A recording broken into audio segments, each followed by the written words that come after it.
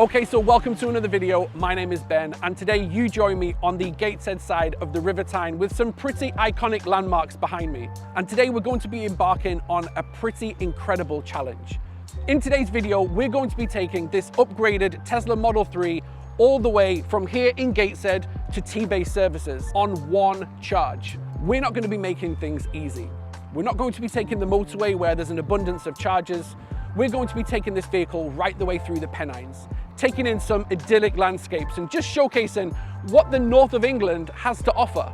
There are going to be no chargers. In fact, I don't think there are any chargers on the way down to Tebay Services. And if we get there, we'll reveal why we've chosen that particular location.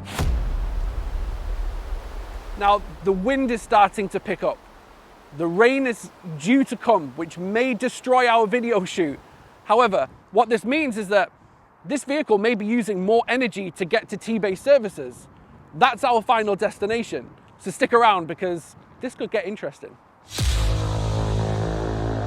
Introducing the facelifted, upgraded Tesla Model 3.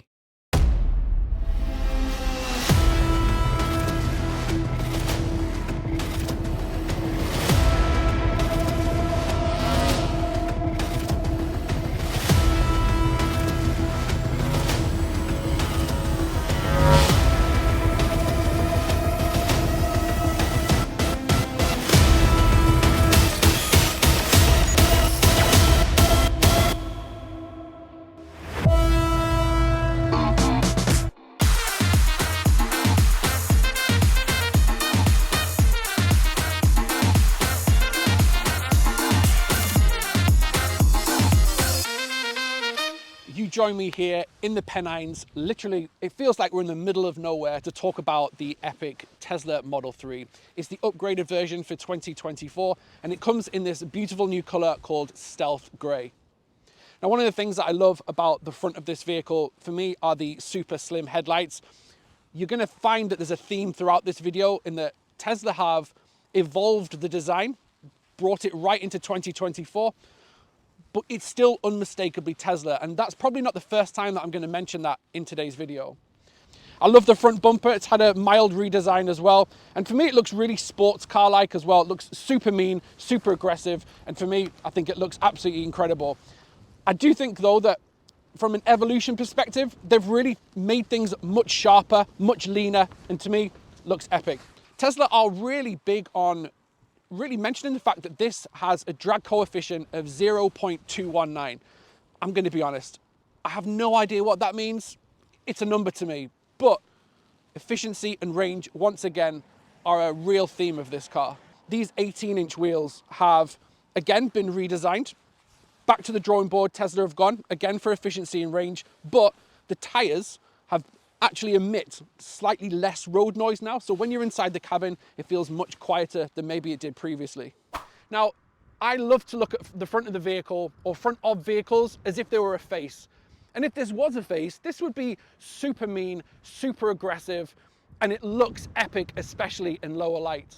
And the lowered front end makes it look really squat, almost sports car-like. But what I do know is that it's Tesla's most aerodynamic vehicle that they've ever made. The super slim headlights from the front of the vehicle are certainly replicated here at the back. One thing which has seen a massive change is the Tesla script we can see across the rear here.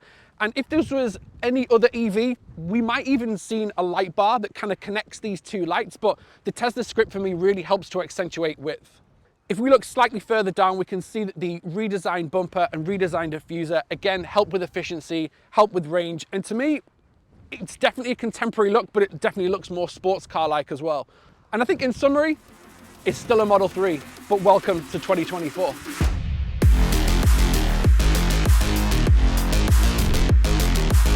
It was time to jump inside the Tesla Model 3 to find out what it was all about.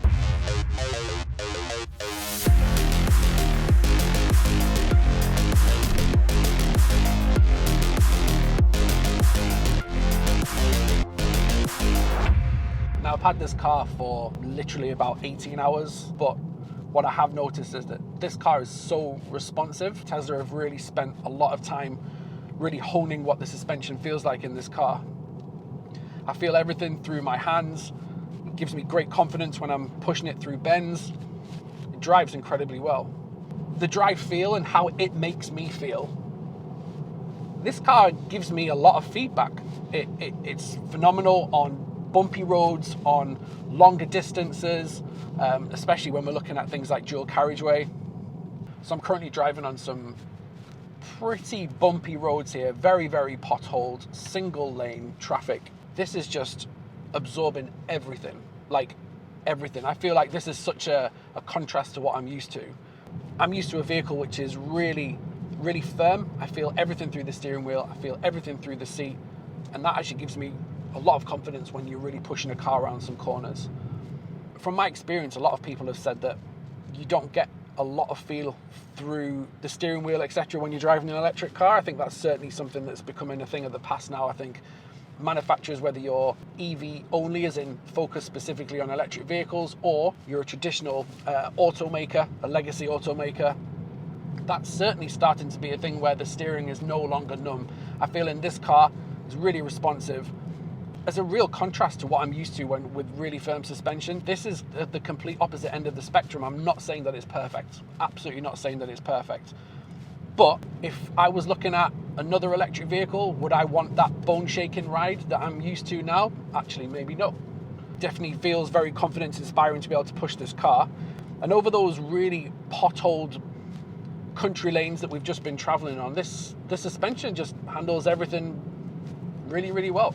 I really like the smaller steering wheel, or the small steering wheel. It definitely reminds me of kind of a motorsport kind of feel to be in something. That, by the way, is the infotainment system telling me we're about to crash into another car, which of course we weren't. You don't get your traditional driving modes like eco, sport, comfort.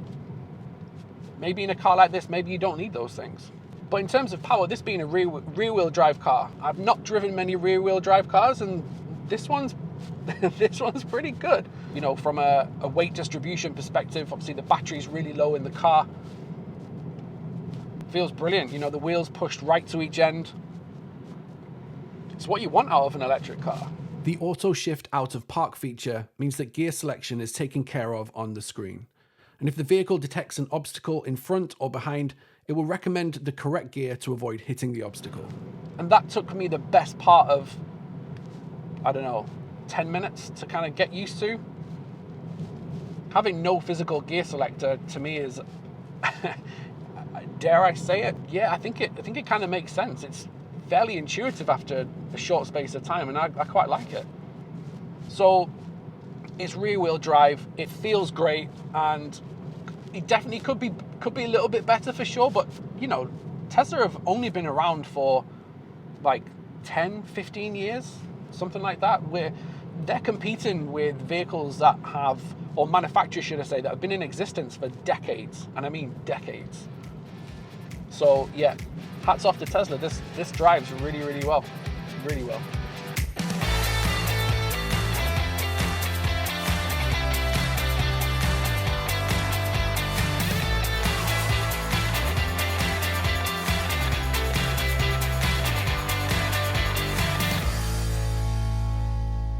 Now let's take a look at the Tesla Model 3's interior.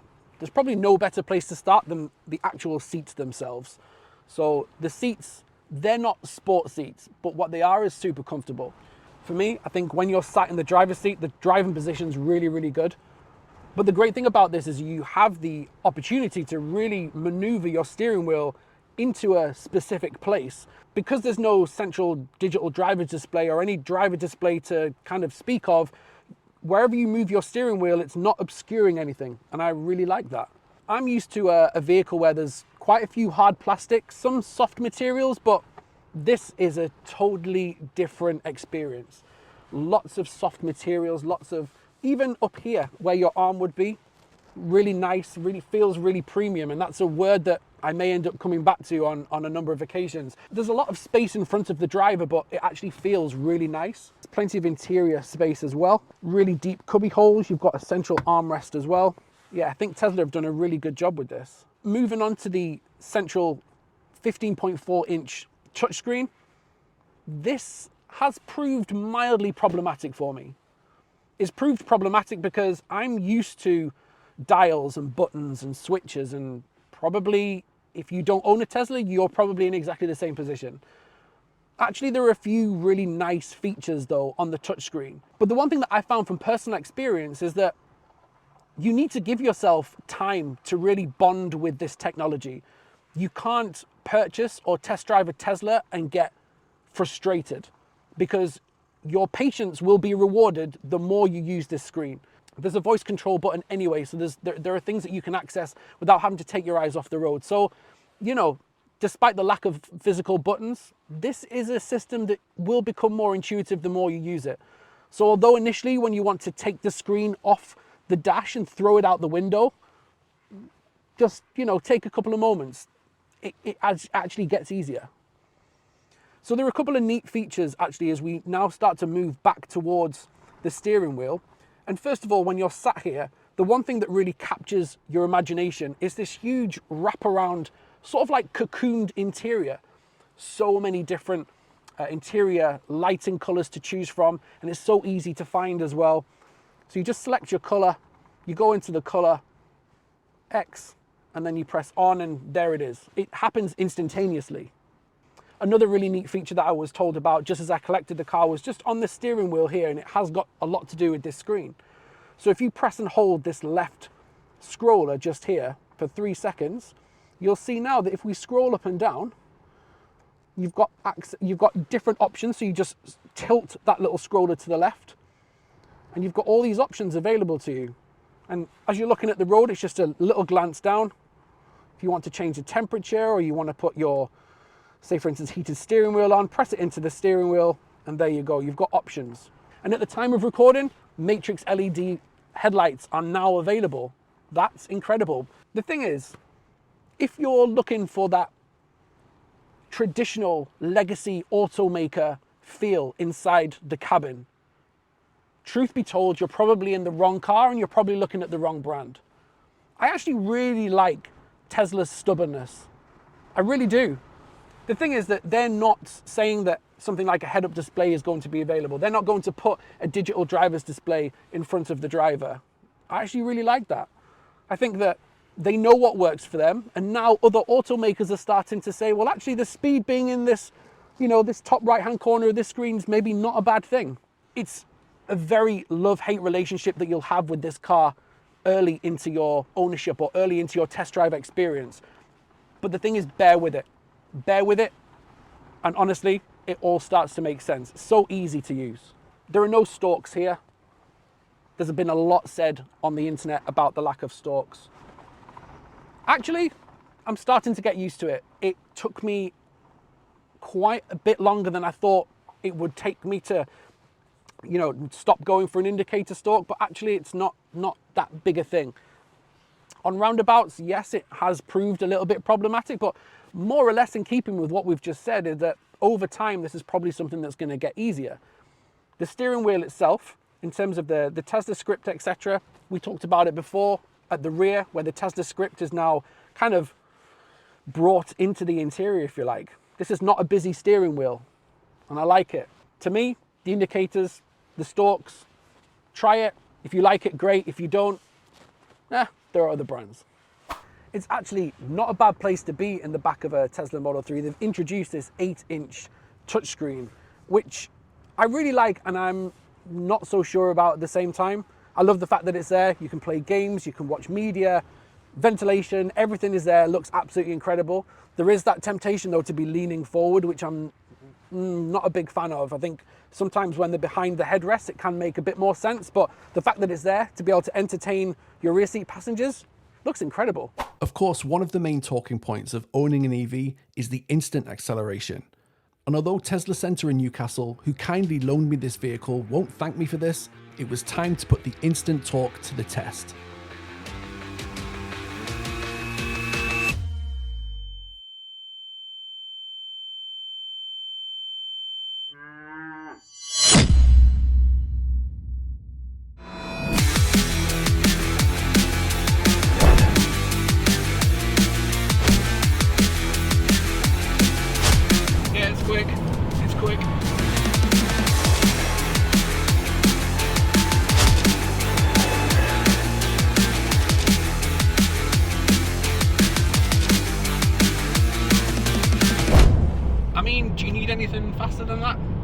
not sure you do. This is just the rear-wheel drive version as well.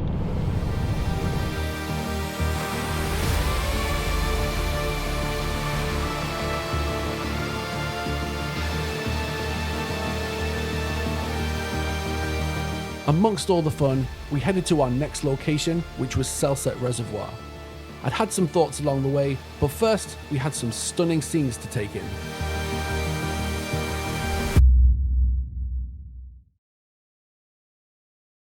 I want to talk about some misconceptions very quickly. It's scary to think that Tesla are actually in their infancy at the moment. They've been around for a very short space of time, and what they've done to the EV landscape is absolutely incredible. What Tesla are doing is they're trying to give you choice. They're trying to give you a means of considering electrification. And Tesla don't mind if the looks don't work for you, if the drive doesn't work for you. They want you to drive their vehicles, and if it's not for you, consider another electric vehicle. And if you go electric, they would love that, because they're trying to get as many people into electric vehicles as possible. What I think is really important to note here is that Teslas aren't for everybody. I'm stood here talking to you about the Tesla Model 3. At the moment, I'm thinking, wow, but I get it. Not everybody's ready for this. Not everybody's ready for electrification just yet. And the thing is, when I speak to people about driving an electric car, a lot of people that I speak to say, well, actually, I drove a Tesla, I didn't like it, therefore, I'm not going to consider an electric car. Like, what are you mad? Like, why would you say that? If you're talking about internal combustion, if you don't like a car, you drive other vehicles. But for a lot of people, for some reason, they treat it differently. So all I'm trying to say is that if you don't like the drive, if you don't like the way that it looks, if it's a bit too bold, if it's a bit too this, a bit too that, that's fine. But go and drive other electric cars, because they don't all drive the same. They don't all look the same. They don't use energy in the same way. We're starting to come into an era now where electric vehicles have a personality, they have character. And this is just one option. So don't be afraid to test drive an electric car, because there are more and more coming to the market. And in actual fact, mainly because of Tesla. Go and drive an electric car. You might just like it.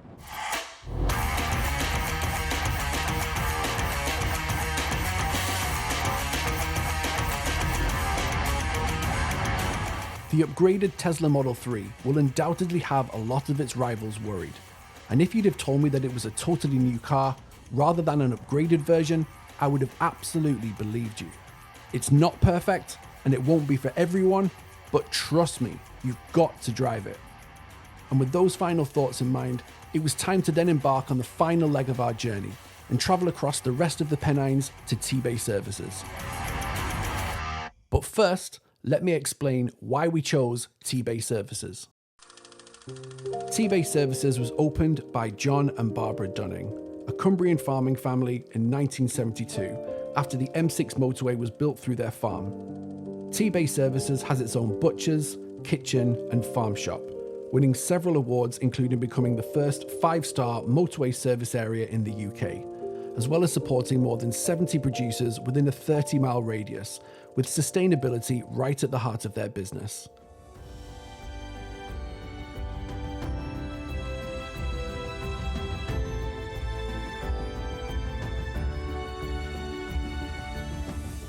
And with that, it wasn't long before we arrived at Tebay Services.